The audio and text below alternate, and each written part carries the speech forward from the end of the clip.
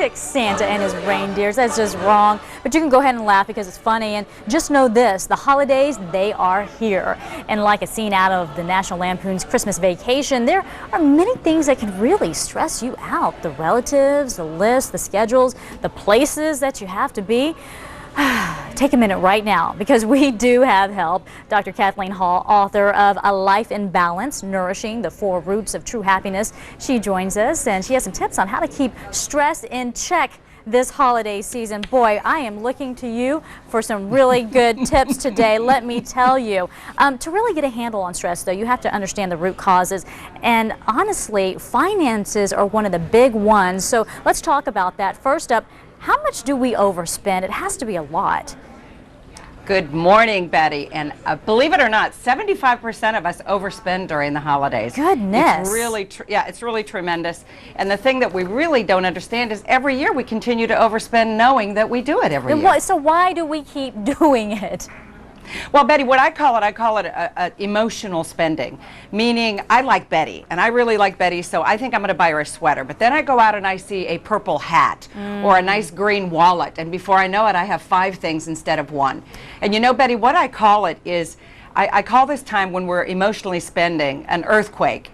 And remember, after big earthquakes, there's a tsunami. So I call the credit card debt that trails later in January, February, March, and April, the tsunami that's going to hit you. Right. You know, another thing that I kind of fall into the trap of, everyone wants to try to get those lists done early. So you spend early on, and then when the holiday season comes, you want to buy just a little bit more so you're festive, you're in that holiday mood, and there you go. You're overspending just like everybody else. So I don't. Right, Betty. What's the solution then? What do you do? Well, think of it as cost centers. Okay, so the 3 basic cost centers are going to be the gifts you give for people, the holiday meals, which are a really big expense, and your travel expenses.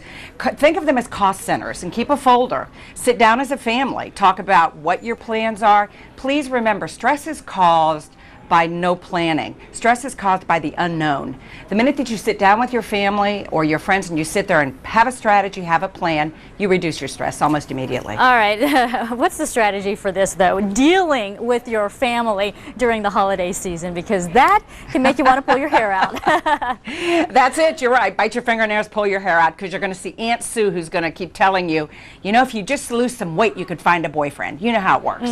Okay, here's the deal. We know there are certain stress centers in a home. So when you know people are coming over and family's going to be there, number 1 is the refrigerator. Make sure you mark food. Make sure you mark things that are going to be used for a meal so that there's no fighting over that. Also make sure that another big argument center is the bathroom. I know it may seem silly. Really? You know, make sure that people limit it to 10-minute showers, have 10-minute breaks between showers so people can get in and out of the bathroom. Do you really tell your family that? If they're coming over, they're staying with you, you put a little note up, 10 minutes only, and you're out of there? Honey, you put post notes through the whole house. You got that. You're serious about this. I'm serious. I'm telling you, what's wonderful, it stops diffusities. Have a quiet room where people can read and talk and have quiet places, and have a room where people can sit there with their DVDs and scream or stand on their heads. Because really, a lot of arguments happen from this irritation of knowing that you're going to spend a week, 10 days with these people, and people don't have boundaries. That's true. Okay, well, speaking of boundaries, traveling, going from one place to another, that can be so stressful. Not only if you're driving, you're dealing with the traffic, but the traffic at the airports alone and those security lines, I'm stressed out just thinking about it. I know, Betty. 32 million of your best friends, right? Exactly. Okay, again, here we have with the plan. Number 1, please take things that comfort you and your children, be it a shawl, a blanket, a toy for your kids. Also food.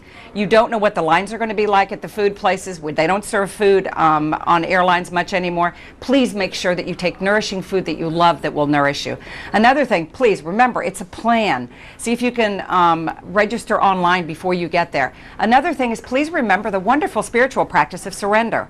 When you get to that airport and a manager moves you over in a line where there's 20 people to get through security, smile, take a deep breath, and realize that there are millions of people traveling, and so everybody's one human family for this moment, and just surrender to the situation. Just pack your patience. Okay. That's right. We appreciate it so much. Thank you so much for your time today. Thanks a lot, Betty, and have a stress-free holiday. Yes. Happy holidays, Dr. Kathleen Happy holidays Hall. to you.